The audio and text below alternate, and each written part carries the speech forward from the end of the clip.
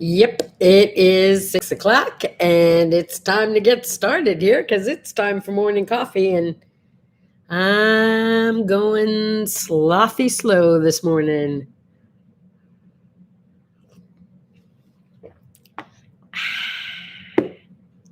Good morning. Good morning.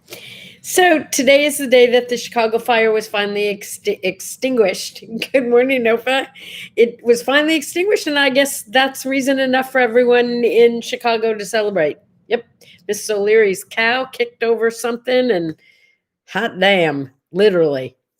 Anyway, congratulations to Chicago for getting out the Chicago fire. There's a reason to celebrate today. It's a lot of special days today. It's Saturday for one thing. And I'm going to be doing, as soon as I wake up, I'm going to be doing a drive up to LA. Got some stuff to deliver. I've got my favorite people to go visit. I've got a niece up there who's having a birthday. Happy birthday, Bethy. See you for your birthday. Okay, I said I was visiting my favorite people. I'm not really visiting my favorite people, but I am visiting people I really love. Okay, my children, my grandson, who I thought I was going up to visit, they're gonna all be gone this week and this weekend, but I'll see them soon. I hope. I love them and I always miss them. You know what that's like. Good morning. Am I not making any sense yet today? Well, I'm working on it. Okay. Maybe we should start out with Mental Health Day, World Mental Health Day. Boy, could this world use some mental health, huh? Good morning, Henry. How are you this morning? Mental Health Day. No, it's Well-Being Day. Mental Health Day is all about well-being. And what kind of well-being is there? Well, there's emotional, there's physical, there's social, there's workplace, there's societal. I don't know, did I miss anything? And it's like not enough to just have your body working well for well-being, not enough to just have your mental health, but you have to have all those things working together to keep you functioning as a human being and happy. Yeah. Think of it like a car. You could have everything working except the air conditioning, and it could be 100 degrees outside and you could have a horrible time. Or you could have everything in perfect condition and no wheels. You get the idea? It all works together. It's systems.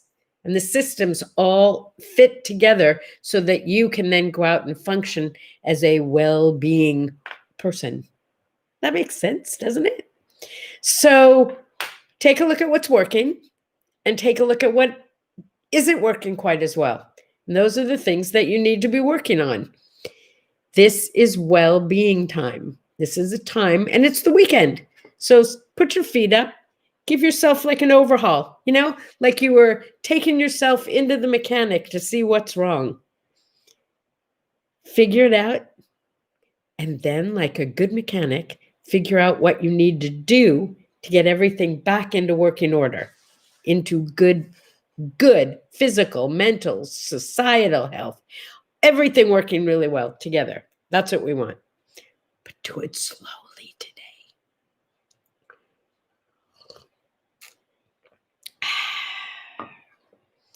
Let me see what else is going on.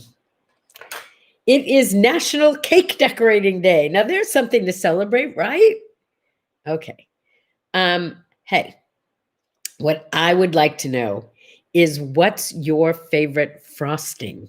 I mean, if you're cake decorating, you have to have a favorite frosting, right? I'm kind of partial to cream cheese frosting that's not real sweet. Carrot cake the other day, that cream cheese frosting was just, oh my God. Other than that, I'm the one everybody wants to have cake next to because I take the frosting off and give it to whoever's sitting near me. Because I like the cake, but I don't really like the sweet.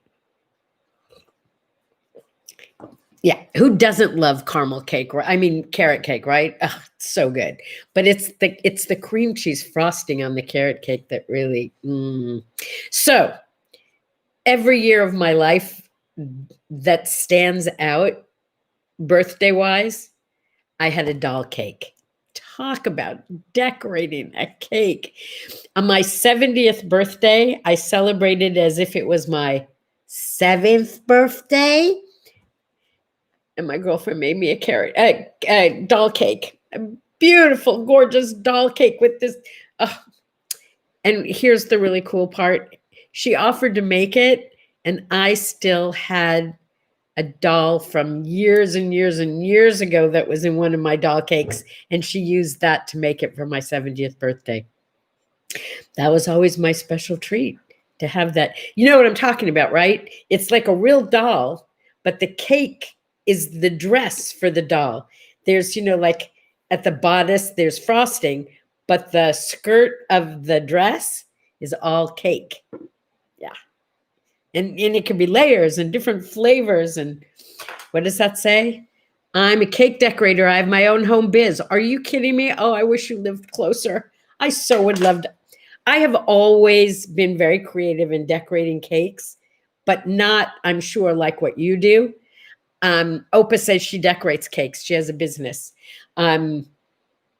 Because I can, like draw funny things. So I like to I love to frost the whole cake. But then my favorite part is to get the tubes that work kind of like felt pens, because I'm not an artist like with a brush. I have to have like a pen of some kind. And then I can draw anything on a cake and write anything on a cake. So it's fun for me. So I love cake decorating. And today's the day. So get out there and go do it. Decorate a cake today. It's Saturday. You have time. And somebody's birthday somewhere, right? The only birthday I came up with today that I wanted to share with you was Eddie Cantor. Do you remember Eddie Cantor? He's a little guy, a singer, comedian, a big googly eyes. Oh, I loved Eddie Cantor. He was a real old timer. He died in 1964. So I think probably he was born like in, I don't know, 18 something. Anyway, he was awesome. And my favorite thing that he did, I think, he put this scarf on, a babushka, and he pretended to be a girl imitating the father of the girl. It was Josephina, please don't lean on the bell. Oh, when you mush, please don't push on the bell. Like that. So he was the dad and he was Josephina, and I guess she had to be there, but I loved it. As far as cake decorating goes, Opa says it's destroying her business. Sure, because remember the days when you could blow out candles very safely? Now you have to stand back 30 feet, use a blowtorch. I mean, it's taken some of the fun out of birthday cakes, don't you think?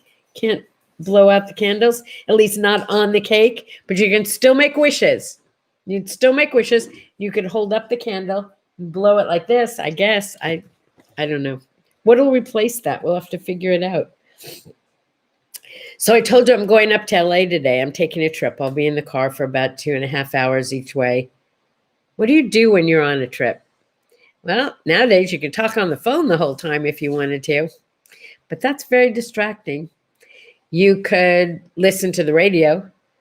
I find that when I'm traveling, if I put on old music, like 60s music, and turn it way up as loud as it goes and open the windows, woohoo, I'm fine. Or the libraries just opened last week here in the desert. They just reopened. So they have tons of rules. You have to wear a mask. You have to social distance. You're only allowed to stay in for like 15 minutes. You only can go in, check things out, drop things off. You can't stay there to read or do anything else. Wait a minute. Today is Red River Rivalry. It's the football game between Oklahoma and Texas. Huge rivalry and lots of fun. We're headed to our friend's house for a party. Wow. We usually go to a bar to watch it, but not this year. Well, I'm glad you're not going to a bar. That's not a great idea. But wherever you're going today, be safe. Social distance, wear a mask, wash your hands. We've seen how this thing spreads. What can I say? Anyway, books on tape from the library. Love recorded books. I'm telling you, I read more in the car than I do in real life now. What else? Oh, Spiro Agnew. Do you even remember Spiro Agnew? Some of you do. He resigned as vice president in history today. And then a year later, he was vice president to Richard Nixon. Richard Nixon resigned as president. We've had 2 presidents impeached who never left office. And I started looking up statistics for you. It was just so depressing. I mean, the number of politicians who have been thrown out of office since time began, who have been thrown out of office for doing horrendous things. But the really scary numbers were the number of politicians who did, I think, heinous things for a politician, like stealing your tax money. Just as an example, got sanctioned or thrown out or, and they got reelected. Really, people? They got reelected? Like Nixon got reelected. Maybe we're getting what we deserve right now. I don't know. Come on, wake up. Wait a minute. Today's word art. You will be judged. You will judge. You will be judged by them. It's also a giant so what, even though it's human nature. Yeah, judging happens. We just judge. That's who we are. We get judged. We be judged. The truth is, their opinion of you doesn't matter any more than your opinion of them matters to them. It shouldn't matter. But what it should do is help you make decisions about the kind of person you want to be. Don't hang out with people that you judge as not okay. And if you're judging something you're doing as not okay, change it. Work on it. Be the person that you judge as, yep, that's exactly what I wanted to be. Purposefully trying not to judge others. Yeah, so here's the thing. That's what somebody just wrote, that she's purposely trying not to judge others. I don't know how to break this to you. You can't help it. It's human nature. It's what we do. We compare and contrast everything. We judge everything. That's not always bad, because it's human nature to see something and decide whether it's going to help us or hurt us, right? I mean, that's how we protect ourselves. That's how we protect the people around us. With your children, you judge everything around them as safe or dangerous, right? We judge, we decide what things are. It's going to happen. All I'm saying is be the good person. Be the person that you want to hang out with. And instead of just judging those other people as inappropriate or bad or rude or whatever you're going to judge them as, if they don't fit with your picture of the way a person should be, don't hang out with them. You don't have to put up with that. It's a big world. There's a lot of other people to be with.